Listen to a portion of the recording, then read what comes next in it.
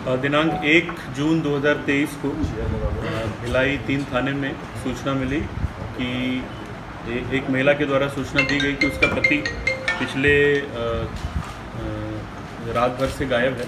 रात में वो 7 बजे 7:30 बजे करीब घर से निकला था, ये कहकर कि थोड़ी देर में घर आ जाएगा, और उसके बाद फिर वो घर नहीं लौटा रात में। और सुबह 6 बजे करीब उनको पहले एक कॉल आया पति के नंबर से, जिसको इनके बच्चे ने उठाया, और फिर उसने 10 बजे दोबारा कॉल करने के बाद कही। 10 बजे दोबारा जब बात हुई तो जो पति के नंबर से जिस व्यक्ति ने कॉल किया था उसने इनकी पत्नी विमला साहू को बोला कि आपके पति हमारे कब्ज़े में हैं और उनको छुड़ाना है, तो 2 दिन के अंदर आप 30 लाख रुपए का अरेंजमेंट करिए, और अगर आप पुलिस के पास जाएंगे तो आपके पति को मार दिया जाएगा।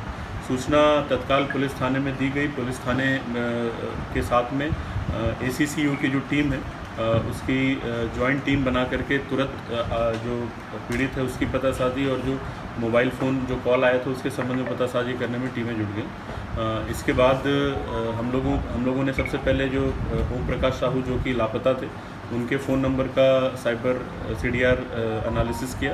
CDR एनालिसिस के दौरान ये पता चला कि बीच बीच में उनका फ़ोन ऑन होता है फिर ऑफ़ हो जाता है, और अलग अलग लोकेशंस में उनका फ़ोन ऑन हो रहा था और फिर ऑफ़ हो जा रहा था। तो इनिशियली ये सस्पिशन था कि शायद उनको ले करके साथ में घुमाया जा रहा है। तो हम लोगों ने साथ साथ टावर डंप डेटाज वगैरह भी अलग अलग इलाकों के निकाले जहाँ जहाँ वो उनके लोकेशन आए थे, और उसके अलावा फील्ड पे भी हमारी पार्टियाँ थीं, क्योंकि जो कॉल आया था उसमें ये कहा गया था कि हम लोग महादेव ऐप से बात कर रहे हैं। तो हम लोगों ने जो भी पिछले रिकॉर्ड थे जिनका ऐप के संबंध में उनके संबंध में पतासाजी करना चालू किया। साइबर एनालिसिस के से हमको 1-2 नंबर मिले जो कि थोड़े डाउटफुल लगे, सस्पिशियस लगे, जो इनके हस्बैंड के साथ कांटेक्ट में भी थे और जिस क्षेत्र में ये घूमे थे उनके आसपास उपस्थित भी थे। जब इन नंबर्स को फिज़िकली वेरीफाई करके लोकेशन पे जा करके नंबर्स के जो धारकों को अपने कब्ज़े में लिया गया और उनसे पूछताछ की गई। थोड़ी कड़ाई से पूछताछ करने के पश्चात जो एक व्यक्ति है जिसका नाम आशीष तिवारी है, उसने हम लोगों को एक्सेप्ट किया कि ओम प्रकाश साहू उसके साथ में था। हालांकि पूरी बात उसने नहीं बताई। फिर थोड़ा और क्वेश्चनिंग करने में और पूछताछ करने में फाइनली उसने फिर इस बात को एक्सेप्ट किया कि आरोपी जो पीड़ित जो ओम प्रकाश साहू है वो 31 तारीख की रात में उसके साथ था और उसने अपने 2 साथियों के साथ मिलकर के इसकी हत्या कर दी।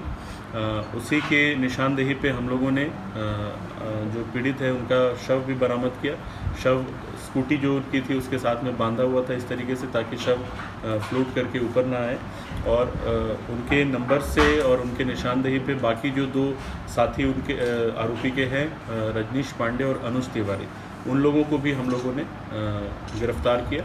उनको भी पकड़ा और उनसे भी पूछताछ करके उन लोगों ने भी जब अपना जुर्म कबूल कर लिया तो उनको विधिवत गिरफ्तार कर लिया गया है। आशीष तिवारी की 1 दिन की पुलिस रिमांड कर ली गई थी और आज तीनों को न्यायिक रिमांड पे पेश किया जाएगा। घटना का जो मोटिव था, आशीष तिवारी क्योंकि आदतन अपराधी रहा है, पहले ये लूट एवं आर्म्स एक्ट के मामले में दुर्ग जेल में सज़ा काट रहा था। उसी दौरान जो ओम प्रकाश साहू पीड़ित हैं वो भी जेल गया था। वो गांजे की तस्करी में उसे जेल हुई थी। जेल में इन दोनों की पहचान हुई और वहाँ जान पहचान होने के कारण ये लोग जब ओम प्रकाश साहू बाहर आया तो ये लोग एक दूसरे को किसी तरीके से कांटेक्ट करके रखे थे, और इसने ओम प्रकाश साहू ने आशीष तिवारी को ये भरोसा दिलाया था कि वो बाहर आकर के उसकी ज़मानत करा देगा। उसके एवज़ में उसने कुछ पैसे लिए थे 30,000 रुपये। उसके अलावा ओम प्रकाश साहू ने कुछ और पैसे आशीष तिवारी का कुछ दूसरा काम करने के लिए भी अपने अकाउंट में डलवाए थे। कुल लगभग 1.5 से 1.5 लाख रुपये उसके अकाउंट में आशीष तिवारी ने डाले थे। आशीष तिवारी को ये लगता था कि ओम प्रकाश साहू काफ़ी रिसोर्सफुल बंदा है, क्योंकि ये गांजे का भी व्यापार करता है, पहले ज़मीन दलाली से भी जुड़ा हुआ था और रिसेंटली सट्टे के व्यापार से भी सट्टा भी खिलाता था, जो मटके वाला सट्टा होता है। तो इससे ऐसा लगता था कि इसके पास काफ़ी पैसा है। तो ये बाहर आने के बाद, जेल से छूटने के बाद इसने पैसे भी मांगे उससे, तो उसने जो उसके पुराने 1.5 लाख रुपए थे वो नहीं दिया।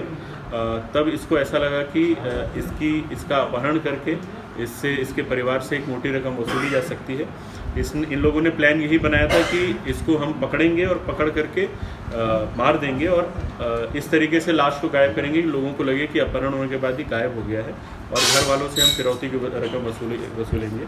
तो 31 की रात को ही इन लोगों ने इसको ओम प्रकाश साहू को तीनों ने मिलकर के गला दबाकर मार डाला था और उसी दिन फिर सुबह सुबह इन लोगों ने इसकी वाइफ को कॉल किया रैंसम के लिए। तो पूरी घटनाक्रम में शुरू में जो महादेव सट्टा ऐप की जानकारी या की बात आई थी, तो पूरी पूछताछ में ये पता चला या ये समझ आया कि इन लोगों ने जो महादेव ऐप का नाम लिया था वो पुलिस को गुमराह करने के लिए, ताकि हमारी विवेचना किसी दूसरे दिशा में रहे, गुमराह करने के लिए नाम लिया था।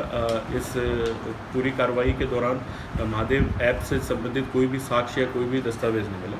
फिर भी इन लोगों ने कुछ लोगों का नाम जो लिया था उसके संबंध में जब पतासाजी की गई, तो जिस समय ये आशीष तिवारी जेल में था उस समय महादेव ऐप की जो लगातार कार्रवाइयाँ दुर्ग पुलिस द्वारा की गई थी, तो कुछ एक आरोपी जो है इनके साथ जेल में ही थे और उस दौरान वहाँ पे इनकी जान पहचान जेल में रहने के कारण हुई थी। तो इसने उन लोगों का नाम बताया ताकि पुलिस को गुमराह कर सके और ऐप के नाम पे परिवार वालों को डरा सके।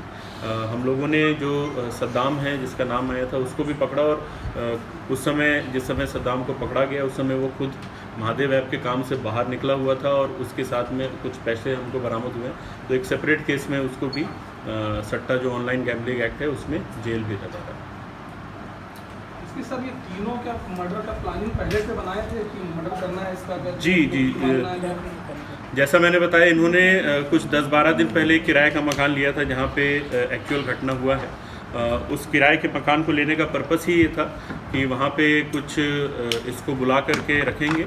इन लोगों ने यही प्लान किया था कि अगर फिरौती मिल भी जाती और नहीं भी मिलती, दोनों ही केस में लोगों ने प्लान कर लिया था कि इसकी हत्या कर देंगे, क्योंकि अगर इसको हम छोड़ देंगे तो ये हमको पहचानता है और पुलिस हम तक पहुंच जाएगी। तो इनका प्लान था कि इसको गायब कर देंगे, मतलब मार करके बॉडी को ऐसे गायब करेंगे कि पुलिस को भी या किसी को भी इसका सुराग न मिले और पैसे भी इनको मिल जाए। महादेव के पैसे की वसूली के लिए पूरा एक वो है ग्रुप है जो बड़े बदमाशों का, इसको ठेका दिया गया। 3-4 ऐसे केस भी हुए हैं, तो उस दिशा में पुलिस क्या कर रही है? ये भी उसे चूड़ा लग रहा है। ये हम लोगों ने, जैसा मैंने बताया, अभी तक की जितनी भी हमारी जांच हुई है उसमें अभी तक कोई भी साक्ष्य उससे जुड़े हुए नहीं मिले हमको। हालांकि जांच अभी हमारी कंप्लीट नहीं हुई है।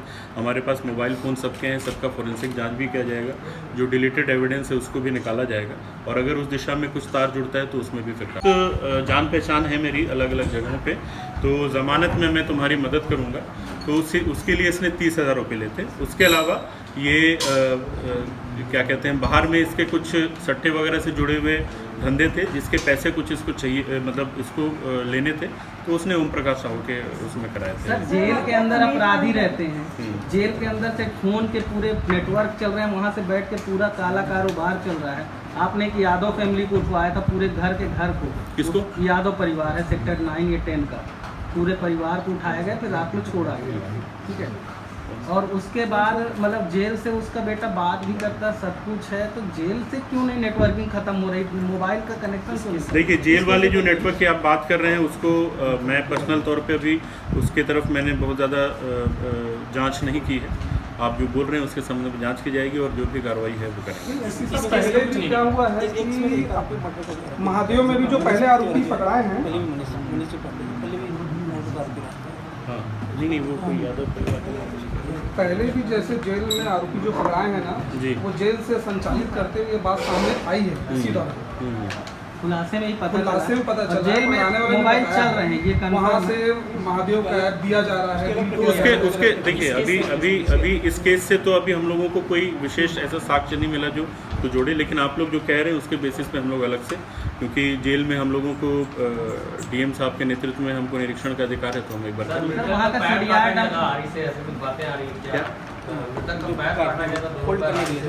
जिस समय इन लोगों ने हत्या की उसके बाद बॉडी को डंप करने का जो प्लान था, जो लोगों ने बोरी में उसको ठूसने का प्रयास किया, जब नहीं हुआ तो आरी इन लोगों ने ला करके रखी थी। इनका प्लान था कि टुकड़े टुकड़े करके डालेंगे, तो आरी से काटने का प्रयास भी किया था, पूरी तरीके से डिसमेंबर नहीं कर पाए थे, लेकिन बोरे में उसको ठूस दिया गया था। सद्दाम के खिलाफ क्या आरी खरीदने का हमारे पास वीडियो है जिसको 302 के अपराध में कोई भी साक्ष्य ऐसा नहीं है जो सद्दाम को इस पूरे मामले से जोड़ रहा है, लेकिन क्योंकि वो ऑनलाइन बेटिंग में शामिल है, जिसके सबूत हमको उसको पकड़ने के बाद मिले हैं, तो ऑनलाइन बेटिंग में उसको जेल भेजा तो उसका क्या कनेक्शन है सर, ये वाली जो कोई कनेक्शन नहीं। मैंने वही बताया आपको, ये जो पूरा उसका नाम लिया गया था वो इसी वजह से लिया गया था ताकि पुलिस की जो पूरी कार्रवाई है वो उस तरफ फोकस हो जाए और ये लोगों को या तो भागने का या तो छुपने का एक जरिया मिल जाए। लेकिन हम लोगों को क्योंकि टेक्निकल एविडेंस या टेक्निकल इनपुट हमारे पास में मिल गया था कोइंसिडेंटली, तो हम लोग इन तक एक से पैसा लिया था उसने, तो बाकी जो 2 साथ दिए उसका जी,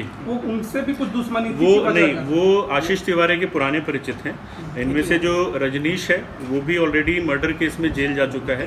तीनों एक ही गांव के रहने वाले हैं, रीवा मध्य प्रदेश के रहने वाले हैं, और ये तीनों ही फर्नीचर के फील्ड पे काम करते हैं। तो उस तरीके से इनकी जान पहचान थी, और क्योंकि आदतन अपराधी हैं तो इनका साथ में उठना बैठना मिलना जुलना। और इनको ये भी उसने प्रॉमिस किया था कि जब रकम मिलेगी फिरौती की रकम, तो उसमें इन लोगों को भी बंटवारा हिस्सा मिलेगा। सर एक दिन को मृतक की पत्नी के पास में फोन आया था, वो फोन में क्या बात हुई थी? उसने ये बोला था, मृतक की पत्नी के पास जो फ़ोन आया था उसमें ये कहा गया था कि आपके पति हमारे कब्जे में है, 2 दिन के अंदर 30 लाख रुपए दीजिए, अदरवाइज उनको उनकी हत्या कर दी जाएगी। और हाँ, उसके पहले ही हत्या कर दी गई थी। पहले कर दी। सर जहाँ हत्या की है और जहाँ बॉडी मिली उसकी दूरी कितनी थी और ये लोग कैसे ले गए वहाँ? ये लोग स्कूटी जो बोरे में भर करके जिस तरीके से उसको करके स्कूटी के सामने रख करके लगभग 2-2.5 से 3 किलोमीटर के बीच का रात में बॉडी डिस्पोज करते हैं, पूरा ले जाते हैं बोरे में भर के। इसमें कहीं पुलिस की कमी नहीं नजर आ रही? पुलिस बिल्कुल, मैंने पिछले बार भी कहा था कि गश्त का हमारा जो सिस्टम है, गश्त का जो अभी पूरा वो है, लेकिन आपको ये भी पता है कि पिछले 2-3 दिन से कुछ बड़े बड़े आयोजन है जहाँ पे पुलिस का काफ़ी बल वहाँ पे लगा हुआ है।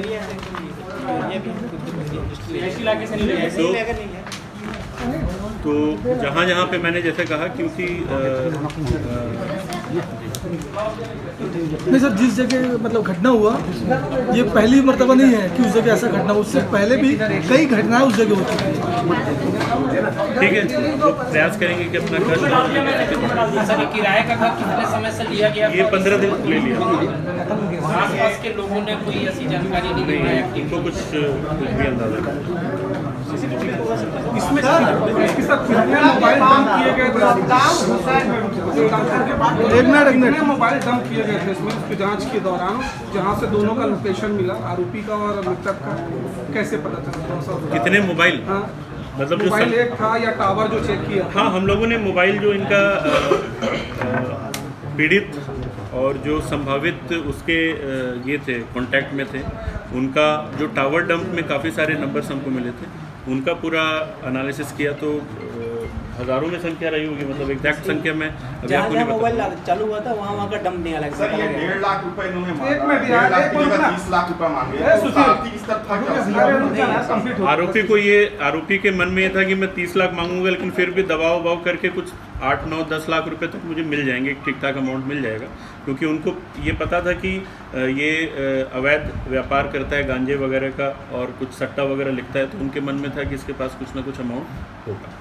तो सद्दाम का ही नाम क्यों लिया आरोपियों ने? इतने सारे महादेव, क्योंकि जिस समय ये जेल में थे आरोपी तीनों, उसी समय मार्च के महीने में सद्दाम और उसकी टीम को गिरफ्तार करके जेल भेजा गया था, जहाँ इनकी जान पहचान हुई थी। दोनों का जेल में जान पहचान।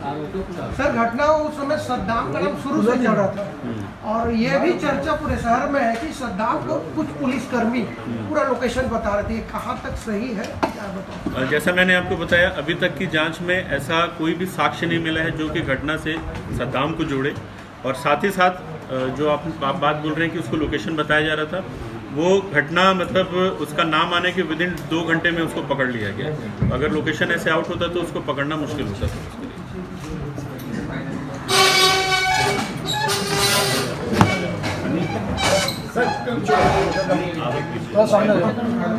सामने भाई मेरे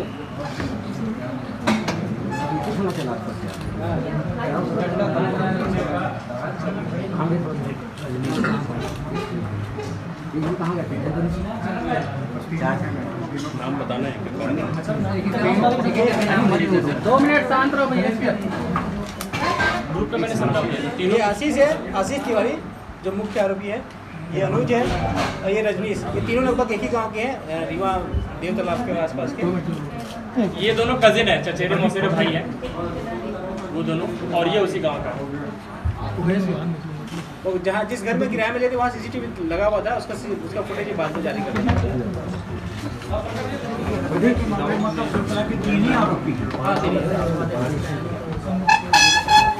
सिविल वाले पीछे हट जाइए, सिविल वाला सिविल वाले वर्दी वालों के उस तरफ खड़े हो जाओ। सिविल वाले कोने में, सिविल वाले